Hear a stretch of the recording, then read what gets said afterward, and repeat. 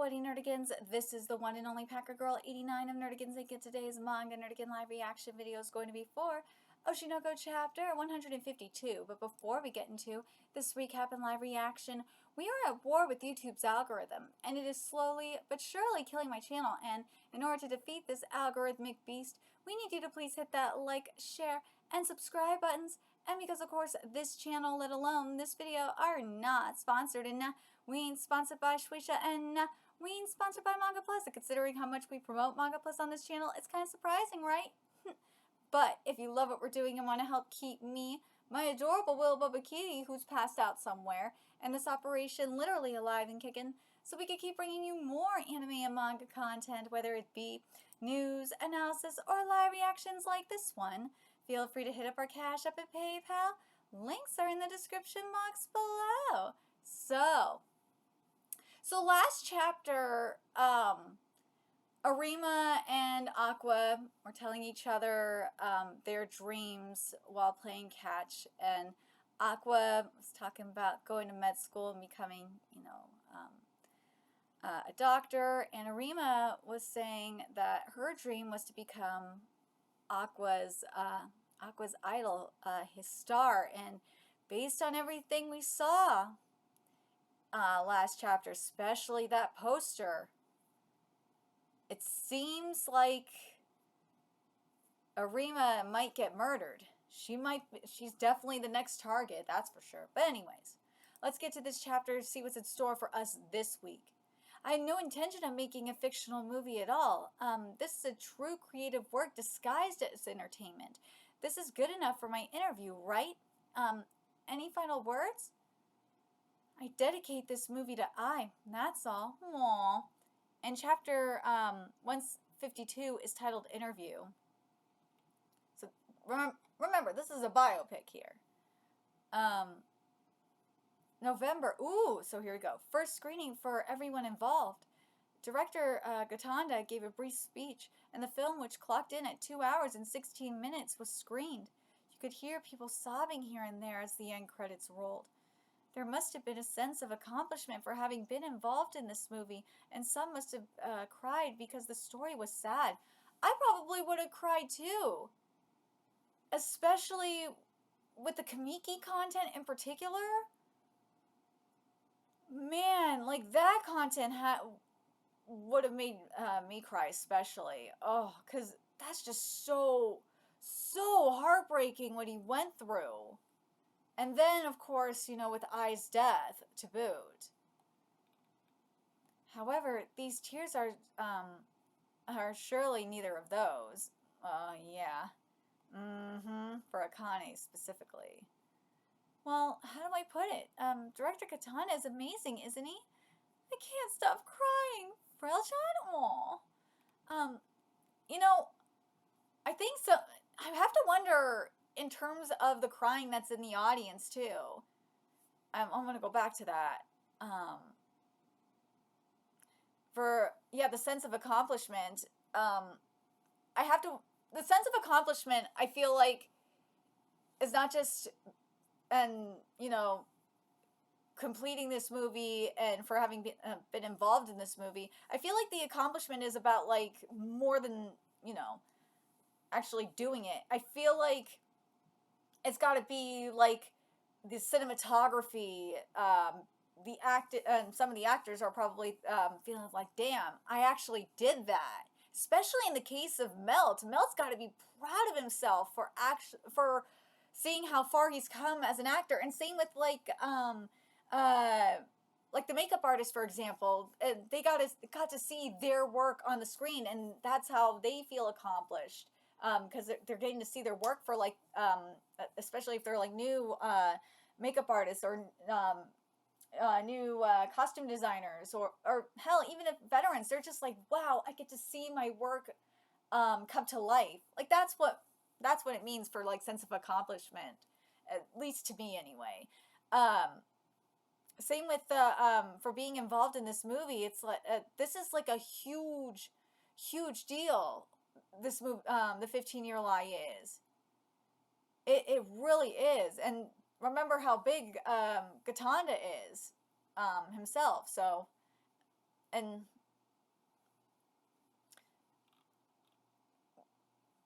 but let's keep going here. But Akane's is a little bit different. However, these tears are surely neither of those. I think Akane's tears is referring. I think what they're saying, what Aka's saying here, is Akane's tears is like, yes, once this movie is out, Kamiki is done. He is done, and it's gonna, it's everything is gonna be okay once this movie is done and movie is out, and Aqua will finally be free. Well, how do I put it? Director Katanda is amazing, isn't he? I can't stop crying. Frilchan? You're crying in a very unusual way. I know everyone has done their best, but truth be told, there was some poor acting. So I honestly wondered how good this movie would turn out to be. Pros are amazing after all. The pro editing, cinematography. Yeah, don't underestimate it. Poor acting? Who is she referring to? It's you. Ooh, it's you. The editing. See, I said what I say. The editing. I said that. I didn't even read that until just now. And yeah, I said the editing. You just editors, man. They're magicians. The editing was done in a way that even the poor acting looked attractive. Ooh, that was shady. It seems that Aquatan put a ton of effort into editing that part. Oh, that was shady. He's still obsessed with his sister, even at times like this. Well, it's not just that. Because, remember, Ai is really important to him. Not just because Ai's mama, but because it's Ai. He wants Ai to be depicted a certain way. And if Ruby's not going to do it correctly, and also Katanda as well. Katanda has a specific vision for Ai. He and Aqua have kind of, they see the same vision, and they want it done this way. So, I understand. Well, it was definitely rough at the beginning, but the last scene was something that only she could do, and it was only possible because she's the one who did it. Master, don't call me that. Yes, Ruby-chan's final act determined how everyone felt about this movie. This movie called 15-Year Lie. Hey, director, were you able to get the shot you wanted? Did you capture the real Ai Hoshino? Who knows? In the end, I can't give a definite answer. But my regrets have faded away. I feel like I can finally move towards the future. That's what Aqua wanted too with this. And, you know, I feel like it's the same thing. It's kind of the same thing with Ruby. This movie was very, very therapeutic for them. And look at Goro. Goro said he was able to move forward because of, finding out that it was Serena that was inside of Ruby. Oh my god, that sounds so bad. Was inside of Ruby. But this movie was therapeutic for all of them because all of them got their closure, especially Katanda. Katanda really got his closure about Ai and her death, and now is able to move forward. Isn't that the case for you too? You've always felt guilty and responsible for introducing Ai Hoshino and Hikaru Kamiki to each other, haven't you? Yeah, that, I could see that. You used all the cards you had, including money and connections, to make this project a reality. You pushed yourself too hard, didn't you? If this movie doesn't become a hit, your future position will be in jeopardy. Just to make amends with Ai, and for those children's sake. I'm not young enough to feel guilty about such things anymore. Liar. He does feel guilty. He does. I feel like it's more than just Ai, though. I have to wonder if he feels guilty about what happened with Kamiki as well, because he probably, if he knew what happened with Kamiki, like him getting molested, if he knew that was happening behind the scenes, I think he would. I have to wonder if he would have stopped it sooner. There's gotta be. That's one thing. That's another thing, though. Did he know that? Did he know that Kamiki was getting molested or not? Because if he did, then that's even more fucked up, and that's probably weighing on his guilty conscience as well. I'm not passionate, you know. Oh, let me read this again. I'm not young enough to. I want to go back to here.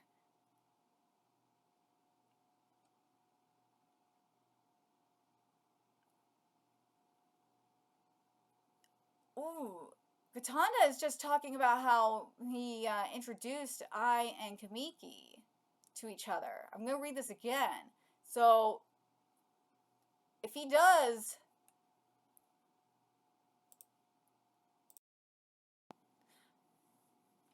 I feel like with Kaburagi, though, there's more with him. Let me keep going here. Read this again. Isn't that the case for you too? You've always felt guilty and responsible for introducing Ai Hoshino and Hikaru Kamiki to each other, haven't you? You've used all the cards you had, including money and connections, to make this project a reality. You pushed yourself too hard, didn't you? If this movie doesn't become a hit, your future position will be in jeopardy. Just to make amends with Ai and for those children's sake. But what about... But what about Kamiki getting molested, though? Is Kaburagi making amends to Kamiki for not seeing what was happening behind the scenes? That's another good... That's the question I have in all this.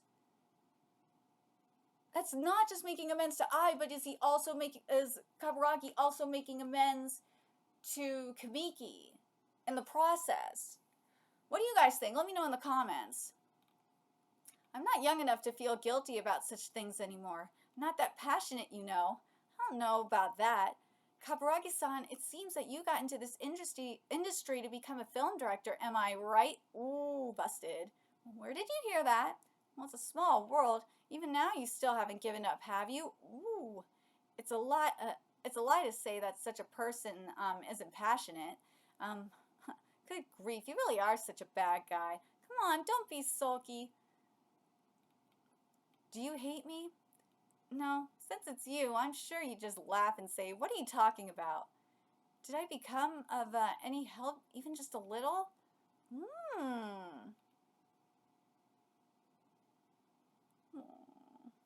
He's remembering this time with Ai.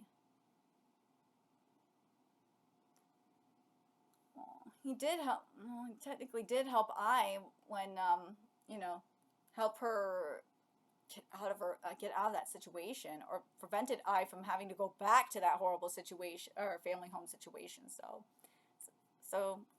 kinda.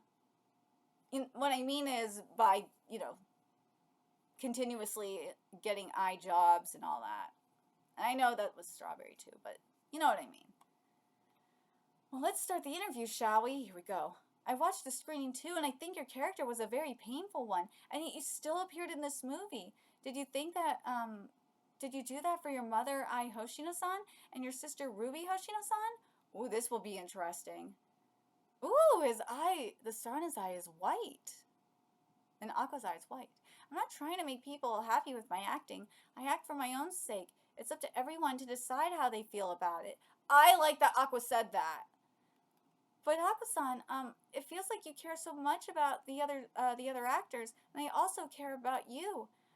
I don't love anyone, and even if someone loves me, I never give anything back. I hope only those who are okay with that will like me. It's a lie, isn't it? It's because they are important that you keep your distance from them. I don't care how you interpret it. Why would you go that far to bottle yourself up? Ooh, because acting is my revenge. Whoa, what? To you, Hikaru Kamiki, the one who took our mother away from us. Oh my god, what? Unless I get my revenge on you, we won't be able to move toward the future. Dude, they confronted Kamiki now? The final arc towards the dreams, stars and dreams. First of all, I did not expect this to happen. Why are they interviewing? Wait, what? How did this happen? How are they how? How? How are they, wait, why are they having this confrontation now, though? What led up to this?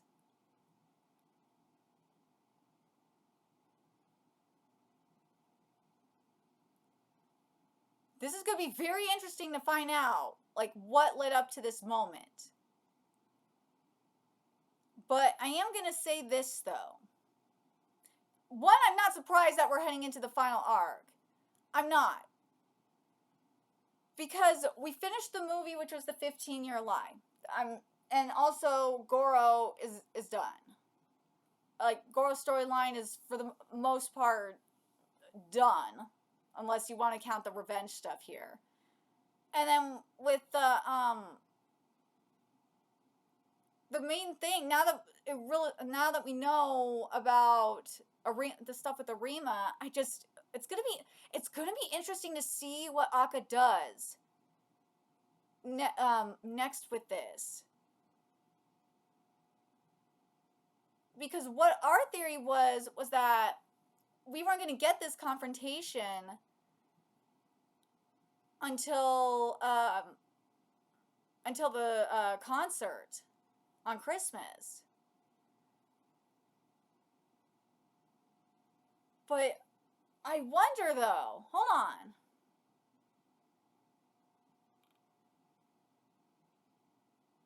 But I wonder what, because we don't have the date on this, because I'm like, when is this? When is this interview taking place?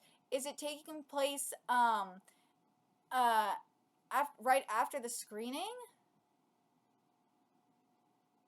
Yeah, it's taking place after the screening. But is it taking place right after the screening, or is it taking place... it can't be taking place on... Because I was thinking, originally, that it was taking place on Christmas, and it was going to be after Aqua stopped Kamiki from killing Arima. But, man, it's just that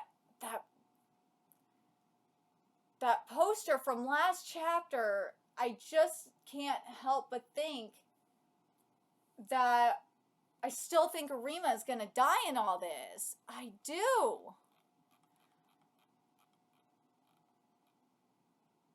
But this, though, but there's the white star in Aqua's eye. I think what it is, it's similar to what we saw with Ruby. Remember what we saw with Ruby and Eye, where her the star in her eye turned white, and that was when she had a realization with Eye. It's the same thing here. Aqua had that realization here with slash epiphany here with Kamiki, and that's why his the star in his eye is white. He knows that he can't move forward until he gets his revenge on Kamiki. He can't. Now, what does that mean here? Do I think Aqua is still going to die? I really feel like I still think he's going to die. I think this is gonna, I still think both Aqua and Kamiki are gonna die. I do. I think Aqua is gonna die, take Kamiki down with him, while trying to save Arima. I do. Either that, or what's going to happen is Kamiki is going to succeed and kill Arima, and then Aqua is going to kill Kamiki right after in a fit of rage. That's what it seems like to me. I really, oh god, it will be ballsy as hell if Aqua does that. But,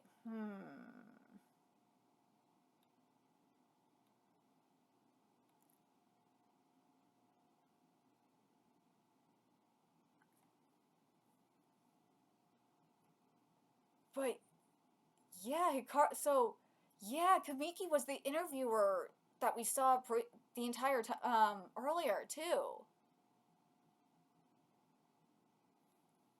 This is nuts.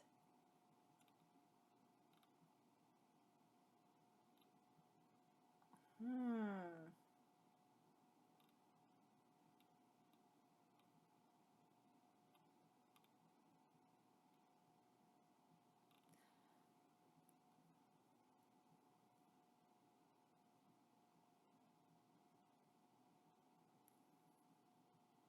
I, I'm very curious how you guys think this goes down. But yeah, this is the, for those that don't remember, this is the interview. This is the interview from that we saw in Volume 1. So yeah, Kamiki was the one. This is such a twist.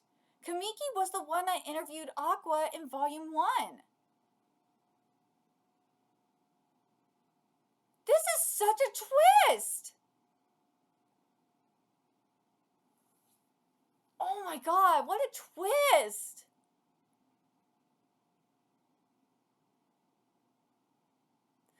But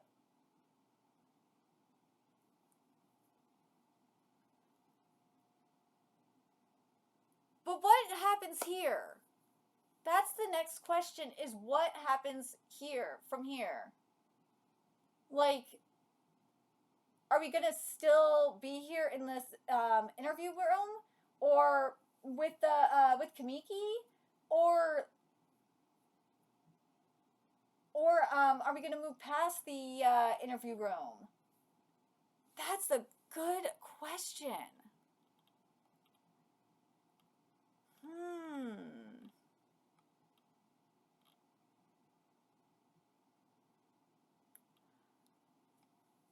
It was, I can't believe, dude, I'm shook that it was, dude, it was Hikaru the whole fucking time. It was Hikaru the whole fucking time.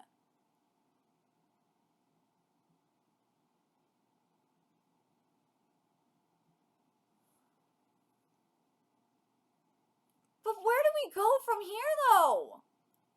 Like, are we? That's why I'm like, where do we go from here? Are we still? Are we still gonna be in the room, or are we going? Or are they gonna leave the room? Because if they're gonna leave the interview room,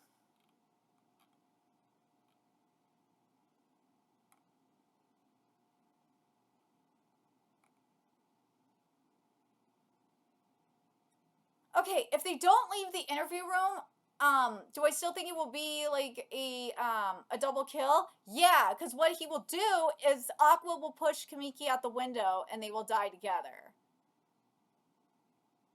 I could definitely see it.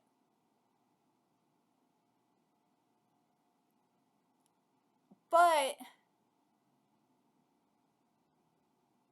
there's still more to the story, though. Obviously, because we have the final arc. But the other thing, though, is if he's still gonna keep interviewing, if Kamiki's gonna keep interviewing Aqua, then we'll see. I think we'll see the death of Arima. I just have this feeling Arima's gonna die. I just have this feeling that Kamiki is gonna kill Arima, and then after we get to that part, then Aqua is and oh, if he killed, dude, if he kills Arima and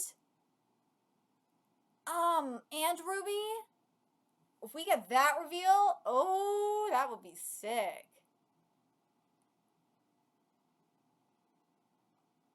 Hmm.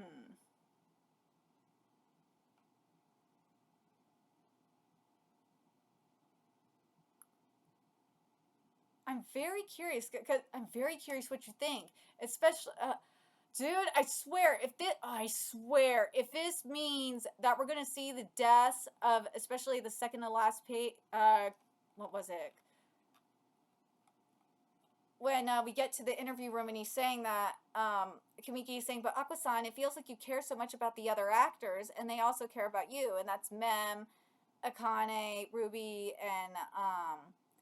and Arima. And that's what who he cares about in that order. I swear, if it means all 4 of them die, I will lose my fucking mind. But let me know your thoughts in the comment section below what you guys think about this. Are you guys shook that it was Hikaru the whole time?